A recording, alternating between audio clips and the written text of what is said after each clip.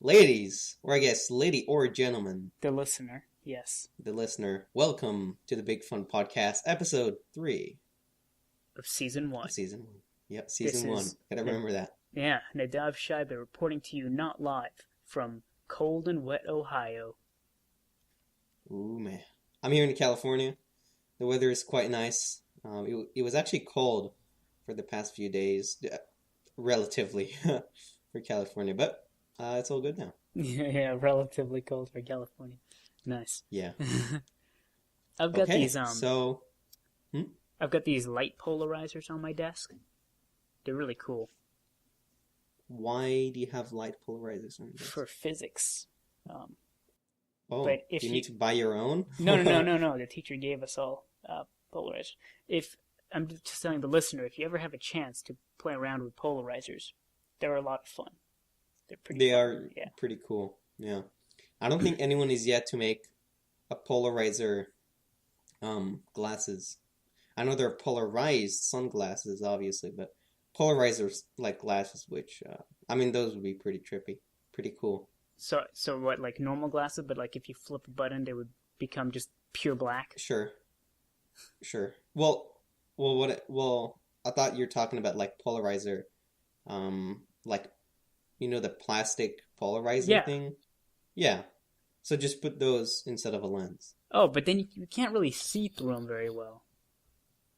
All right, well, get better polarizer. I don't know, dude. But the thing is, you have to stack them right, and then move them in different ways. That's how they work, That's true. right? So Yeah. you'd have to have Okay. a mechanism that would switch them. Otherwise, it's just Yeah. Okay. Yeah. Maybe don't invest in this. Listen. terrible idea. Terrible idea. Uh, Okay. So what do you want to start with? I know you had plenty of Right. ideas for today. Well, last time we said we would talk about Pirates of the Caribbean 5, Dead Men Tell No Tales. And so we both watched it, and now we will talk about it. Now, before we get into it, we're going to say a lot of bad things about this movie.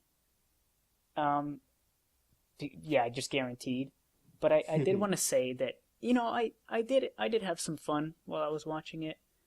It's not a terrible way to waste 2.5 hours, though I do not recommend wasting 2.5 hours, because the amount of time I spent watching this stupid movie, I could have been, I don't know, studying or something. But it was I had fun with it. Some of that stuff was actually kind of cool. Some of that stuff was actually kind of fun. By the way, there's going to be spoilers for this movie. Oh yeah, in duh. case Yeah. you hadn't. In case you figured. didn't realize, this is not going to So- be spoiler free. Unfortunately, we're going to have to spoil the cinematic masterpiece when we talk about it. I will put in a little marker or a little text or something telling you when you can skip forward to if you don't want to be spoiled, but you want to watch the rest of the podcast. Yeah, that's a good idea. That would be in the description. In the description and also just in the video, I'll put in some text. Cool, sounds good. What do you want to start with? The good stuff or the bad stuff? I took notes chronologically, like as I was watching. That's the what I movie. did too. Yeah, that's what I did. You want to talk about that, or you want to just pick out certain things themselves? Well, I guess I'll just tell you what I thought in general. Okay. Now, yeah. obviously, they're beating a dead horse when they're making more and more Pirates of the Caribbean, and I don't know if did you see after credits? I did. Okay, so yeah, they're definitely planning another one. So they're just milking the Pirates of the Caribbean cow, Listen, the after credits milking scene. it dry, man. Can we talk What? very quickly about the after credits scene? The after credits Sure. scene doesn't make any fucking sense. It doesn't, and I Right. think that's what they rely on Um, to hook you in. So you're like, what the heck? How does that make any sense? Now I need to watch the movie. God damn it! but the worst part is that I don't even understand how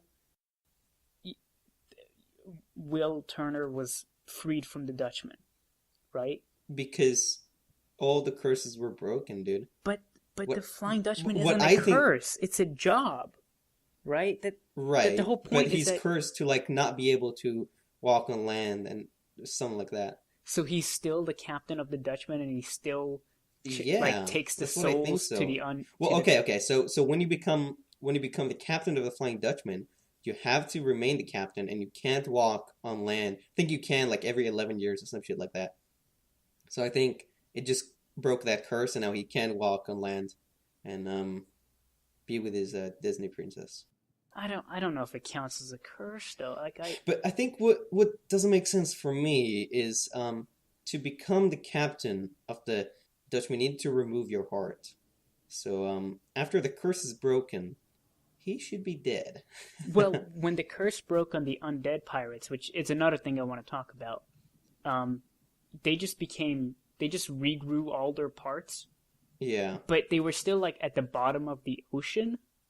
Yes. They just walked out of it. Well, that entire scene obviously didn't make sense. I But mean, he was kind of sponsored by Moses, wasn't he?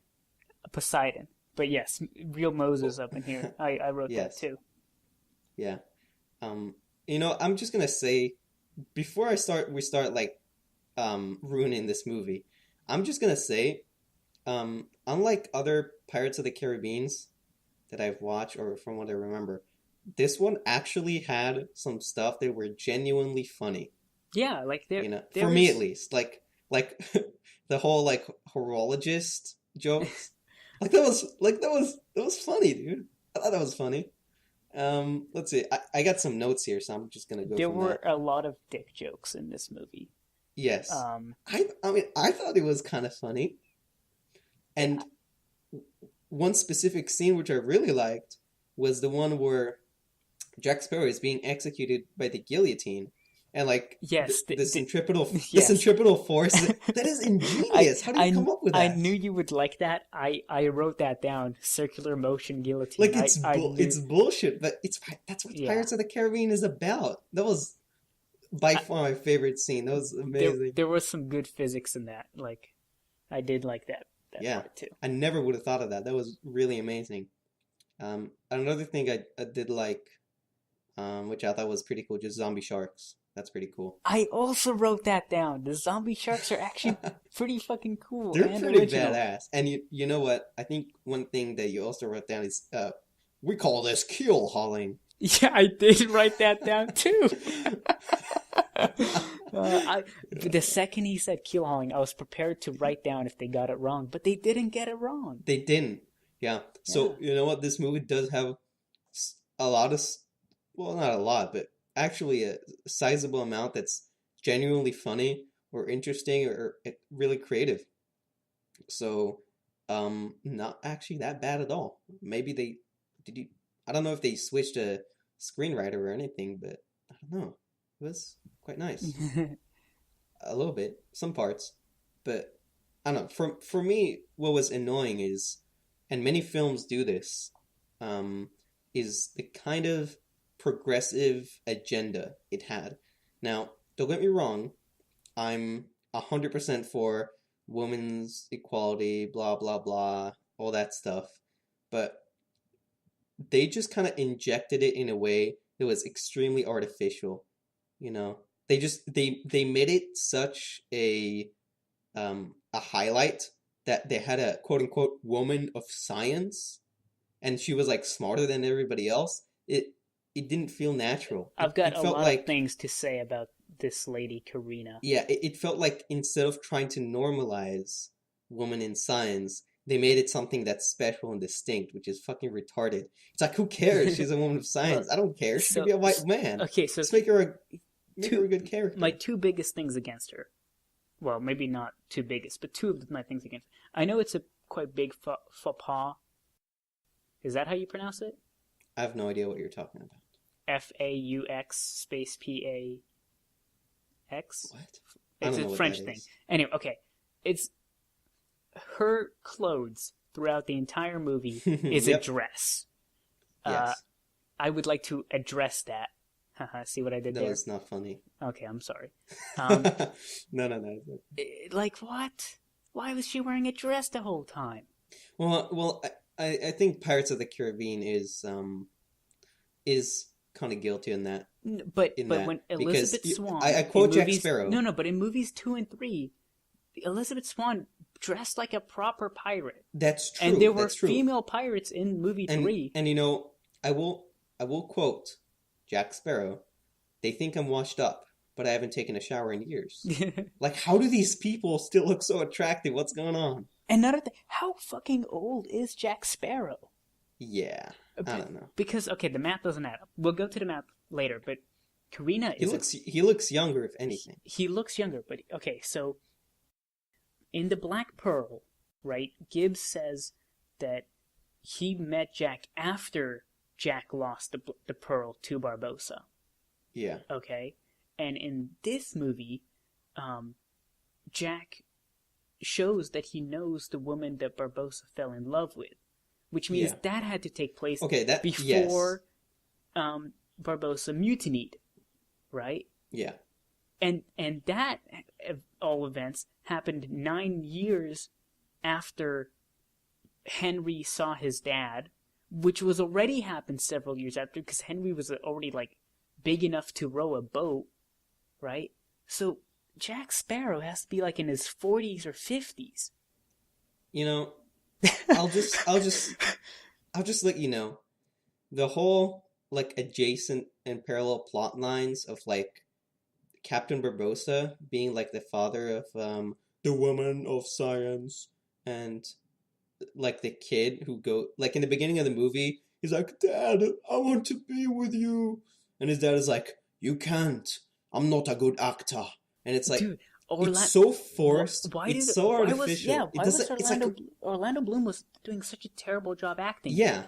Yeah. Well, he probably just did it for the money because, I mean, I think it's a pretty terrible role, right?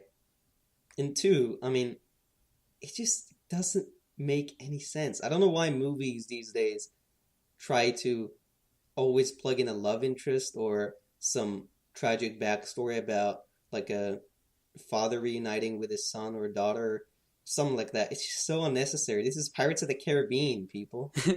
And also, Barbossa sacrificed himself at the end, right? Yeah. That seems that is out of character. That is completely out of character. Yes, he has completely transformed, which is bullshit. And I'll tell you this. Notice, he stuck his sword in the villain. The villain is confirmed dead, but he himself just fell into the sea. Well, of course. How many times has Barbossa come back? Yes. So, mark my words, Barbossa is making a comeback. Of course. Barbossa hasn't been dead since he got cursed by the Black... I mean, at this point, it's a character trait. Yeah. But it's undead. It is so out of character for him to sacrifice. And you can't even say that he sacrificed himself because he's a changed man because he realized he has a kid. Because he's had a kid this whole time. Yeah. And also, for how long has he seen her? Like, in the movie, like a few days? Not even. Because remember, it's been 2 days in movie time. Because when Barbossa meets up with the bad guy captain, which, I don't know if you noticed this. You know what his name is?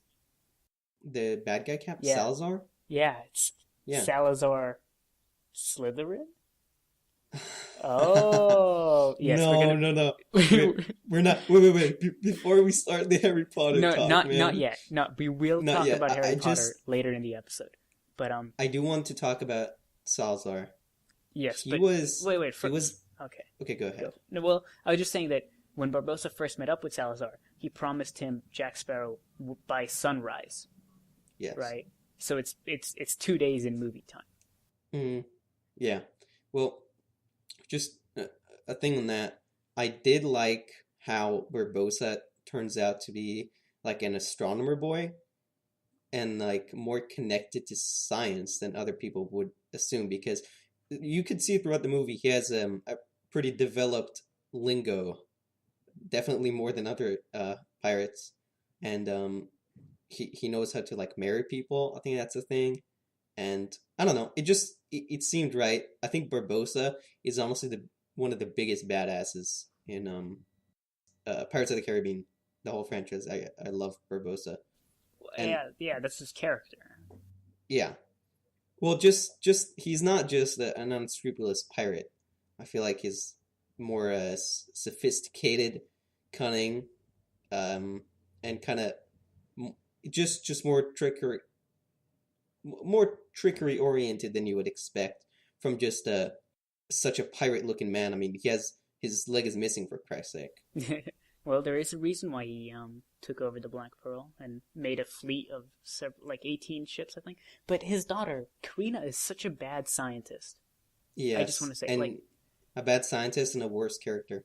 yeah. Well, I don't know what you think she's a bad scientist, but my biggest issue with her. Okay, I keep saying that, but this one has actually really annoyed me. She calls herself a scientist, and yet she refuses to admit when she's wrong. When has she done that? What do you mean? She never apologizes to Henry, It's true. right? She doesn't say she's wrong. She says she might have slightly miscalculated or something. I don't remember. Well, Nadav, consider she's a woman. She can't be wrong. Right, of course. We're trying to push our progressive agenda here, But Nadav. she's a God. scientist, Yeah. right? Like, And so yeah, that's a terrible character. And going back to Salazar, honestly, I don't know who the actor is, but he fucking nailed that performance. He was actually I expected him to just be like disposable villain number 3, but he was really badass. You know, I don't know. I thought it was really cool the way he spoke. You know, Captain Sparrow, waha, pretty evil. His hair looked pretty cool. I don't know. I just thought he gave a really convincing performance. I did. It was almost like, out of place. Yeah, no, I did like the undead pirates in this one. I liked how they were characterized. I like how like the actual design. I thought the design for them was really cool. Yeah. And I like that there was this proper like pirate hunting force. Mm-hmm. What I did not like is how it is not so. How are they cursed? Right? Like what is their curse? Why Yeah, are they still around? I think the excuse is Bermuda Triangle magic. The devil's but why doesn't that happen to any other ship that goes in there? And another thing, if this place is so known that like ships that go in don't go out, for one, how do you know that ships that go in don't go out? For another, when Henry is inside it and Salazar is talking to him, he says he always leaves one man alive to tell the tale. Yeah. When has he left one man alive? Because when he fought the pirates, he sure didn't. You know, he had them being shot in the water when they were crying for mercy. And when he was in the Devil's Triangle, how could he leave one man alive if everyone who went in never came out? Yeah, I agree, and I think another problem I have with that sort of I guess it's not exactly a quirk, but just the thing the character does. I think in the first movie, like people like the Black Pearl is attacking the shore, and Jack Sparrow is in jail, and the pirates in the cell next to him are like, oh, like it's a Black Pearl. They always kill everyone. Yeah, They leave and no Jack survivors. is like, And then Jack Sparrow's like, but if there are no survivors, how do people know this? You know, and it's like, how is that your Jack Sparrow voice? It's not. I don't know. What do you want me to say, dude? I can't. I'm under a fucking blanket, dude. What do you want? So my point is, it's a recycled idea, and I just thought it was a pretty weak idea, a little edgy. I'm not a fan. I've got a couple more points that I did not like. I wasn't so hot on. Okay. For one, at the sort of to beginning of the movie, before Henry's inside the Devil's Triangle, when he's on the Navy ship, right, and they're chasing the pirate. Yeah. Someone says, I think he says it. You know, it's a Spanish galleon or something like that, maybe a Dutch brig, recently captured by the pirate Bonnet. Now, in real life, there was a pirate, Bonnet, Stede Bonnet. Oh yeah. The gentleman pirate. Does that mean that the Pirates of the Caribbean universe is our universe? Is that the implication? Here's another problem. That flag was not Bonnet's. It wasn't, but yeah. it seems like most of them use the same flag. I think No, it's different than just a regular pirate flag. But does it exist in the same universe? I think the point is they're putting a spin on the pirate archetype of the Caribbean, perhaps. and it uses real places. So I got another few small ones like how did he breathe when he was in the safe in the beginning, especially with the woman. I think it's just for comedy. Oh yeah, dude, the entire scene where they rob a bank. Yeah.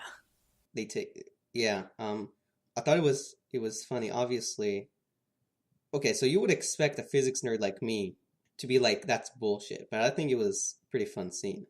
It was fun, and then it dragged on, and I was like, well, surely the horses Yeah. would get tired by now, right? Yeah. Like, Yeah. and also, how are they not being caught? They're dragging an entire fucking building. Yeah. Well, I was just thinking, think about what happens to buildings in earthquakes, right? The ground doesn't even move that much. Now, imagine what would happen if you try to drag a house. You don't really need to. It's probably gonna break. But I think the scene was made to be fun, and I think it does that. Sure. Another thing. I thought like the whole tribute mechanic was kind of shoehorned in. It was never a thing in the previous movies. What do you mean tribute? So throughout the movie, Jack asked his crew for tribute, right? Yeah. When they rob the bank and when they save him, and at the end, and when we see the flashback with Salazar, like after he tricked Salazar to go into his crew gave him tribute. Which is bullshit, by the way. But it's also that was never a thing in previous movies. Yeah. Right? That's not a defining feature of him. Yep, I It was agree. just shoehorned in for no discernible reason. Like So, I couldn't even see why they did it. Yeah. It didn't add We've anything we've to the spent movie. like a whole. I'm looking at the timeline. Oh, like 20 minutes on this. Oh, So I'm not done let- yet. I don't know, man. I think we should wrap it up, give it a X Okay, out of 5 score, and move on. one last thing. Okay. The Black Pearl is supposed to be the fastest ship ever, right? Mhm. That's why Barbossa backstabs Salazar because he thinks he can outrun him with the Black Pearl. Yeah. Not only does Salazar catch up to them, but the Royal Bloody Navy catches up to them. Yeah. Well, I mean, the thing is, it's a freaking Swiss cheese of plot holes. Yeah. Okay. That's enough. Yeah. Let's give it an X out of 5. I think for me, I'm gonna give it a 2.5 out of 5. Um. I'll give it sure a 2.5 out of 5 seems it was a Okay. fun enough movie, but it doesn't really hold up if you think about it. And by the way, did you watch the last one? What do you mean number 4? Yeah. Of course. Yeah. We're not gonna give a review right now, obviously, but for me, the last one was like A 1 out of 5. 5. Yeah. It was horrible. It was really bad. Yeah. Yeah, it was pretty And dumb. you know what? There is a video that explains how Pirates of the Caribbean, at least the first one, was accidentally genius. Which, I mean, it's a really popular video, but if you guys are interested, or I guess if you guy or girl is interested, it's gonna be in the description. No, it's not. What do you mean? We're not gonna uh, advertise other people's video. Like, Well, you, they're you not. said it. They're not competitors.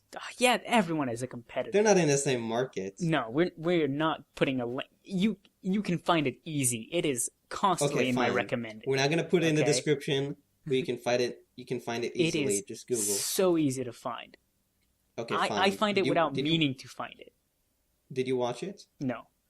Okay, we're not. Okay, let's stop talking about Pirates of the Right. Caribbean. God damn it. Do, What do you want to move on to? do we want to talk about Harry Potter? I mean, like, I think that the topic is so vast and we have so many opinions about it that we should save it for another day.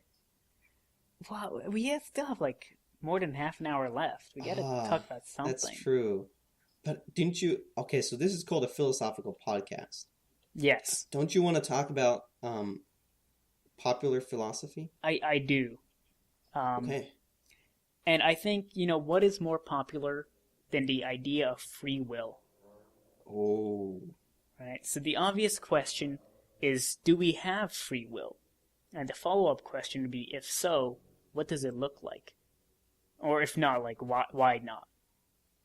Do you have any thoughts you would like to share? Opening thoughts? Well, I am a firm believer in determinism, which basically means that, well, I mean, you could just Google the definition. It's pretty difficult to put it in a way that's short. I've been spending too much time explaining about it anyways.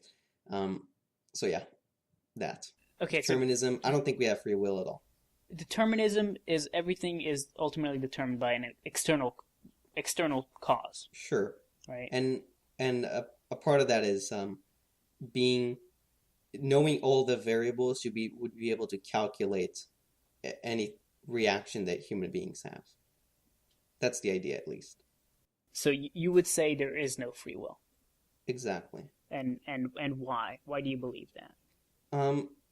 Because I don't. Okay, so in the last, or is it the last podcast? I don't know. We've talked only about had 2 podcasts.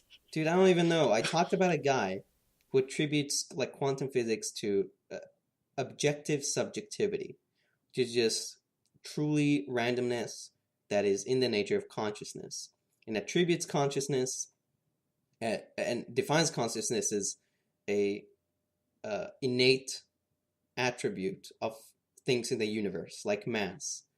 And I think that's like the greatest hubris, because we're so full of ourselves that we are willing to attribute consciousness, which we have only observed on Earth, not only on Earth, but truly in humans to the greatest extent that we know, to the entire universe. Like that's, I don't know, that doesn't seem reasonable. Well, one guy's idea is not, just one guy's idea. The hubris of humanity, I think, is a topic for another day, because we could probably talk for quite a while on that. Yeah. One thing I would like to bring up is that, are you familiar with the humanists of psychology? Maybe, but not by name. People like Carl Rogers or like Maslow. Not by name, dude. No, Abraham Maslow, the hierarchy of needs, self-actualization. Oh, yeah. Right. Yeah. So they believe that, can't remember the exact wording, but it's basically that nothing in the world can affect the mind if we don't choose to let it affect the mind. And that's what free will is to the humanists, right? Okay. Which is it's an interesting idea. It doesn't really hold up that much, because things do affect the mind. But then again, yes. Like, how do you know if you didn't just let it affect you?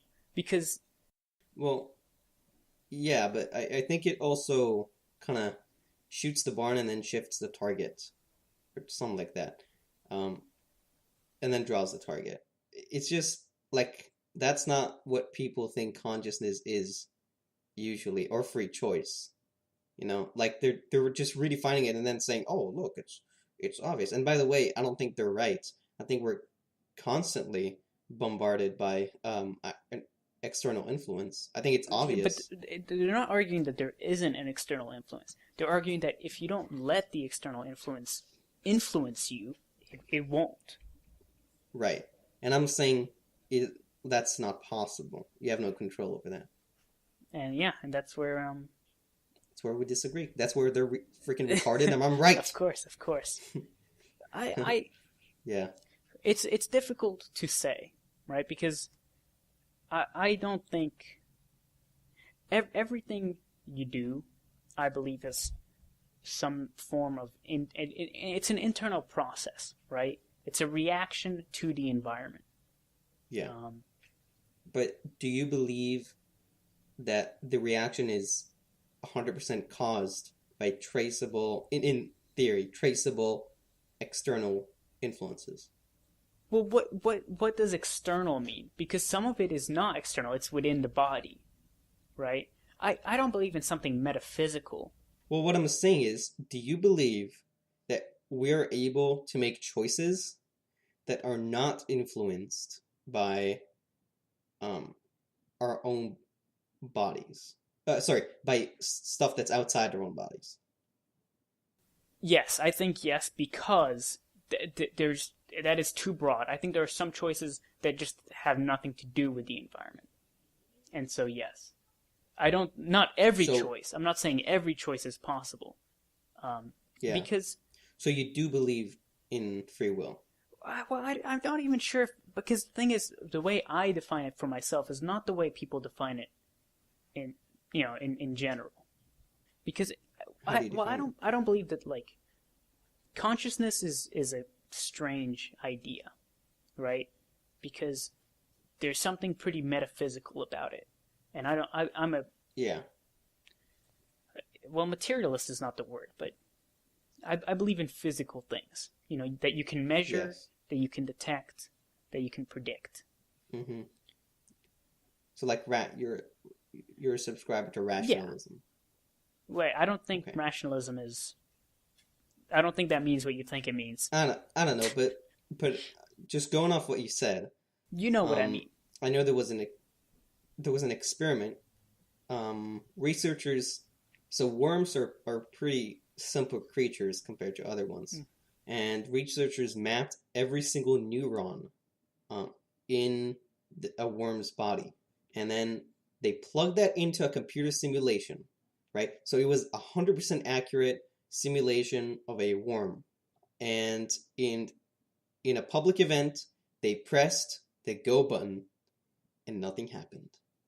So there is definitely something that is, uh, well, I don't know if it's beyond physical, but we just simply do not understand about consciousness. Well, yeah, but there's always something we don't understand, right? The more we learn, that. Well, it's like we can't even comprehend it at this point because everything that we can detect in that worm was identical to a real worm. Yeah, and I mean, I don't think it's bad that we don't understand it yet, right? I think that's great. Yeah. In fact, that's amazing because it means that there is a future for science. The second we understand everything is the second. Well, I don't think. No, Yeah. but then what is the? There's no longer a point for science. Science has no place in a Right. in a perfect society. Right. Um, that's true, but I don't think we will ever know everything and there is no way to know if we will know everything because we just don't know anything about the universe, and that's the truth of it. And, bringing that back to consciousness, maybe there is another understanding of the human mind that renders the idea of consciousness obsolete, right? So, in other words, we're asking the wrong question. That is very possible. But going back to the worm, like nothing happened, even though they mapped all the Yeah. neurons. But it could be just that they did not give the worm purpose. Now I hate to use that word because it's so broad, Oh, but this leads us into another discussion. And I don't when I say purpose, I don't mean like I some greater purpose, that the worm has to achieve. I mean like a real worm, needs food. It yeah. needs air, it needs water, it needs all these things. It needs to reproduce, right? These basic physiological needs. A Yeah. computer simulated worm, well, a computer doesn't need to do that. Uh, But it can be made to think that it needs to eat and it stuff can like be that. But I made to. agree, it can never be a perfect simulation. Yes. Yeah. How does the computer know if it's hungry or not? If it Right. Yeah. Well, I guess you're kind of talking about like the purpose of things physically, but I think purpose itself is a property that is at least philosophically tied to it is. consciousness. And would you like to move on to purpose and talk a bit about? Sure. So, I think a pretty well-known figure in the kind of philosophical world is Jacob Needleman. I think his first name is Jacob. And by the way, Needleman is a cool ass name. Uh, I'll definitely use that in my world. Heads up for that. Um, he says that we humans find purpose in unadulterated giving, and that's because we're social creatures. And that just gives us meaning, the very purpose of meaning. And I thought that was kind of a funny idea because not everybody does that. And some people have other ideas of meaning. Yeah, meaning is not something that I know that people search for meaning in their life, but it's not something I agree with. I don't think that there really is a meaning to life. There isn't a reason why we're here, right? There's a how we're here, right? But there isn't a why. That's something you have to make for yourself. It's not something you... I think it's true, but I don't know. I find that we humans just, I don't know how to put it. We have an instinct to create and to make and to give that taps into our made up quote unquote meaning more than anything else. So I think it's the closest thing we can get to just true purpose. And again, purpose is not something I really believe. I believe there's a point, right? There's a point to things. Things happen for a point. But there isn't a purpose why they happen. There's no grand scheme occurring. It's just that's how things are. And for me, that is the beauty. That is the meaning, so to speak, right? Just that I can look at the world. I can see how all these seemingly unrelated things come together to form this extravagant universe of all these wonders. This beauty and this. I mean, life is just a miracle that makes no fucking sense. It is. That, to me, right, that is the purpose. To take it in. Yeah. A pretty cool point. I think Carl Sagan said it first. We are the universe observing itself. We were made by the universe. And somehow we have a capability to observe it. I mean, that's just crazy. But I agree with you not agreeing in not accepting true purpose or purpose of any kind, because I don't think it exists. I think it's self-centered to believe it does. But Needleman says that the universe is obliged to pay you for solemn and unadulterated giving. The universe isn't obliged to do anything for you. Right. Exactly. What I'm saying is, the idea is heartening, right? But the universe, and Neil deGrasse Tyson says this, is not obliged to make any sense or be understood by us, let alone reward us. The universe is a cold, dark, vast, empty space. Yes, and it is profoundly unfathomable. It is the true abyss, that looking into it, you can't get anything back. You just learn. Cannot comprehend it. Bits. But let me tell you something interesting. Okay, go for it. The meaning and purpose for us is not only so distant in that we can't get it, it's unavoidable to try to get it. Because as our investigation of the universe begins as children, from the day we're born, we have an intrinsic sense for exploration, which is pretty interesting considering we are the universe observing itself. Being the universe observing itself is quite a... that adds so many complications, because so in quantum mechanics, right, when you observe something, you change the outcome. The classic example of this is the electron in a slit. Okay? Yeah. Basically, in the electron in a slit experiment, right, if you would have an electron passing through a tiny little slit, and it would come out the other side. And if you don't observe it as it passes through the slit, it will come out as a wave and as a particle. If you do observe it, though, it will either behave as a wave or as a particle, right? By observing things, you change the effect, the outcome, right? And another classic experiment is the Schrödinger's cat Gedanken experiment, the thought experiment about Schrödinger's cat, right? If the listener is not aware, which you probably should be, basically there is a cat in a box with a radioactive isotope and a beaker full of poison.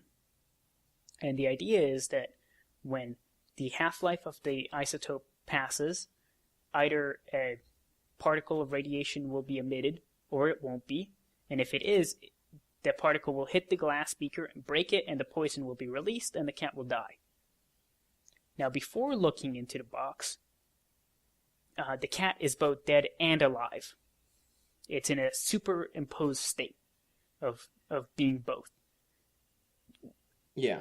But the second you open it, it is either dead or alive, right? Because you've taken the measurement and you've observed it. The point I'm trying to get to, though, is that what does it actually mean to take a measurement and to observe? Because the cat in the box knows if it's dead or alive, right? It's taking a measurement, and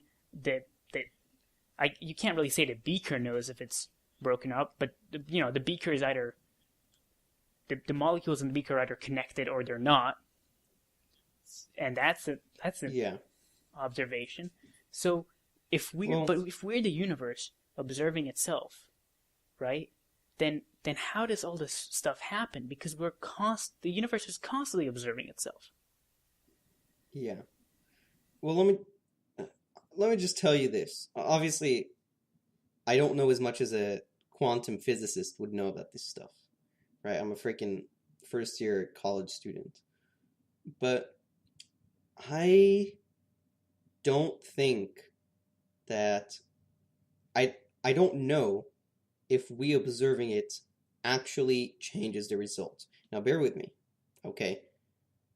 Back in the day, people, even like Einstein, believed in the randomness or unpredictability of things like photon wave polarization that these days we know how to do, right? But he thought that it could only be predicted if you had access to inaccessible variables.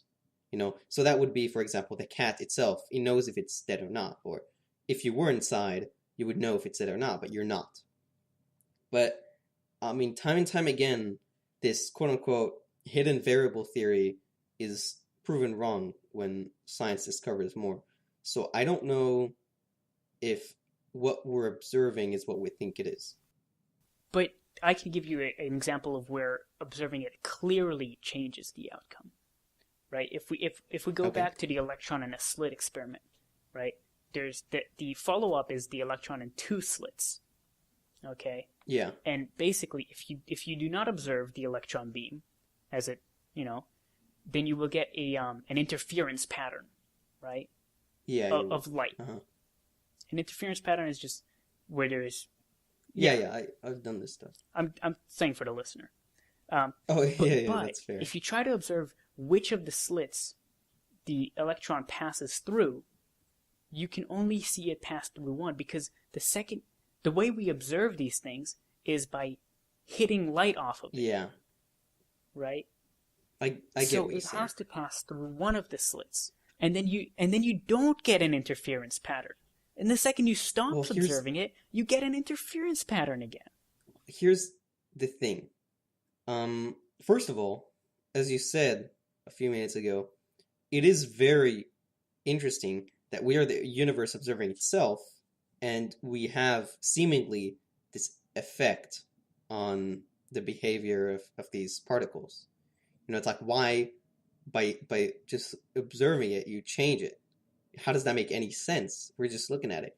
So I think it doesn't have to make sense. It could be that we can never make sense of it, but it has a completely rational explanation. So what I'm saying is, it could be that we don't understand nearly enough, and we could never understand nearly enough to actually explain it. I don't like the idea that we could never understand nearly. I believe that anything, if we had enough time, we would be able to eventually figure it out. Because Well, if we could not figure it out, that's a huge limitation on science, right? The scientific method. I have a rebuttal for that.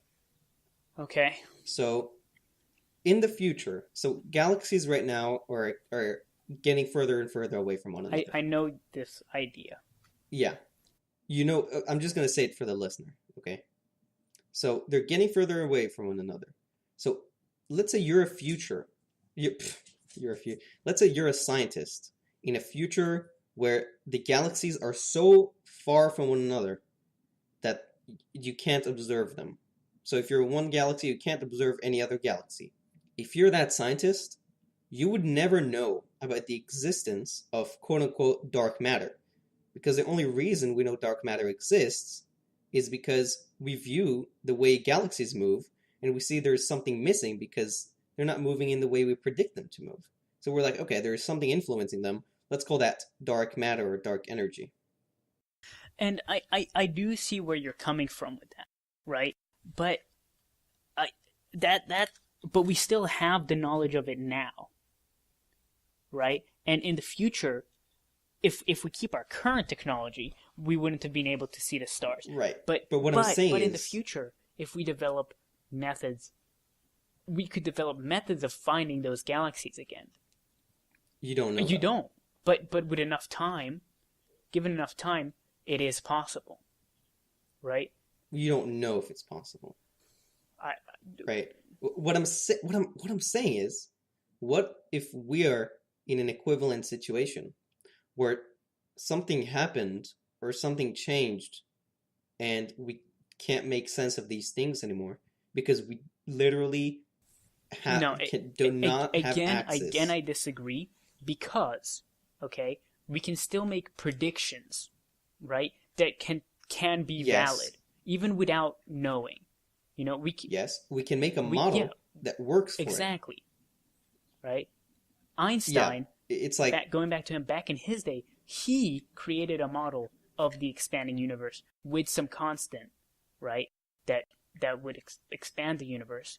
And then he called it his greatest blunder because he thought, no, wait, there's no way this is true. And later yet, it was proven he was correct, right? Even though he had none of this equipment, he was just doing it by his thoughts, right? Just figuring. So it could still, we wouldn't be able to prove it, perhaps, but we could still make a rational explanation for it. Well, I don't... Okay, so let's go to the idea of an atom and its electrons. Obviously, we don't know if they actually exist. We don't know what they look like. But the models we have for them explain them perfectly in a predictable way that we can do science with. You agree with that? So I agree that we could make models to explain them. And we have made models to explain quantum physics, but it's very possible that we will never actually find something that gives us a rational explanation for why what is happening is happening. Perhaps, but I like, perhaps this is me being optimistic, but I like to believe that we could. Okay. I think it's definitely not, it's not something that is likely, and it's not something that's unlikely, because we just don't have any idea. Yeah, it's not guaranteed, but I think the possibility exists. Yes. And just going back to meaning here, right? Sorry.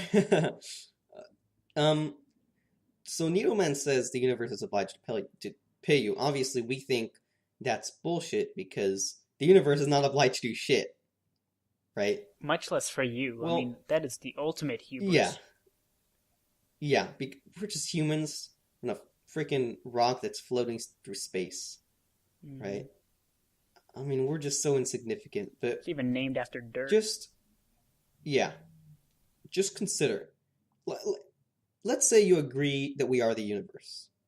Then it's possible, maybe, that by looking into ourselves and studying ourselves, we can understand the universe. I don't think that's too crazy.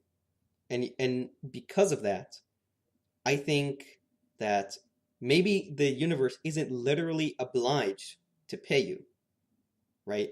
But by studying yourself and by studying the things that give you meaning, like giving and loving and stuff like that, you can understand the universe. Maybe. Maybe. Maybe. Or maybe we will never understand the universe. Maybe we're doomed. But I do not want to. I especially do not want to end a podcast on such a somber note. Well, we have like 10 minutes left. Yeah. So we should move on to a more lighter topic. Sure. Sure. What do you want to talk about? I mean, I know you had a bunch of topics. I did, but maybe a nice joke to wrap this up. Oh, no. A small difference between biologists and physicists. Would you like to hear it? Yeah, of course. It's a good one. So, okay. When biologists back in the day, biologists had two categories for life, right? If it's a plant or if it's an animal. If it moves and does stuff, it's an animal, and if it just sits there, it's a plant. Yeah. Then they had a problem because they found something that both drew energy from the sun, but if you poked it enough, it'll move. And they were like, well, shit, what do we do? Is this a plant or is this an animal? Instead of forcing it into one of these categories, they said, well, let's just make 7 categories. I think there's 7, right? Great idea. I don't know biology, but I think there's 7 kingdoms. See, and then physicists had a similar thing. You know, they had particles and they had waves. And particles are, you know, in a localized position and they got mass and they hit stuff and blah, blah, blah. And then you have waves which extend infinitely and in the medium and they've got wavelengths and no mass and they can interfere with each other. And then they found out some things can be both a wave and a particle. Oh no, is this just really a joke? Yeah, it is a joke. And so it's a long one. You know, no, go instead of doing like the biologists did and making a new category and saying that's just how those things are, those wavicles, that's how they are. They're both a wave and a particle. You don't have to worry about it. It's just how they are. Instead, they were like, yeah. No, it's sometimes it's this, sometimes it's this, and you just gotta figure it out. And yeah, so that was extremely funny, and I'm sure I'm sure the listeners. I'm gonna give you some time to calm down, listener. Just a few seconds. I know that I've reduced you to hysterics with that gripping joke. Just okay. Come back to us. Come back to us. Maybe I should have worked in a imagine it's a sphere in there. Just breathe. Just breathe. Well, I know you meant that as a joke, but I think it is interesting, and our physics teacher talked about this in the end of the year. How we have these separate sciences, right? And we keep discovering that they're basically the same. You know, and what I mean by that is a simple example. Let's say light, right? So we had like light, and we had waves, the science for light, waves, and particles. And we're like, wait a minute. Like all these things, light travels in a wave, and it's a photon particle. So what's going on? So what I'm saying is science keeps converging different practices, realizing they're actually one of the same. I don't think it's for all sciences, though. It's not, but I just thought it was really interesting because it's like it is interesting how like the more knowledge we get in physics, the more we draw these things together. But I think in a lot of the sciences, the more knowledge we get, the more distant each things become. Yeah, because and going back to the very first point, the universe has no obligation to make sense to us. And we're just here to discover under absolutely no conditions. So, you know, who knows what's out there? Who knows if we can categorize it? Yeah. So we have 4 minutes to go before we've hit an hour. Mm-hmm. I know we've missed out on some segments. like the conspiracy theory segment Yeah. or the being a better person segment. But I think we might start wrapping this Sure. stuff up. Well, I mean, we just have 4 minutes. It's not a short time. Yeah, but if each of us takes 2 minutes to say something we learned this week, Well, no, I think we have time. Just for this week we learned. Yeah, exactly. Okay. So let's Go do ahead. this week we learned. Oh, shoot, me first? Well, I don't have anything planned. What did you learn this week, Nadav? Okay, it's a bit... Do you want me to just talk like random stuff? No. We always do something math though. That's true. Like the only good ones I've got are math. You know what? I'll stuff. go. So I'm taking a philosophy course in college, and I recently learned about the Enlightenment and everything that, like rationalism that comes with it, and the people who did stuff in it, like Hobbes, and I just learned about that. It's very exciting, I know. That's about it. Nadav, what do you got? I learned that a Roth IRA, like savings plan, isn't taxed. So Wow, that's you know what? This point, just a philosophical podcast. It really captures its essence. Yeah, I mean these things are important. They real are. life stuff. Yeah, I'm not. You know? Yeah. It's so cool. Like yeah.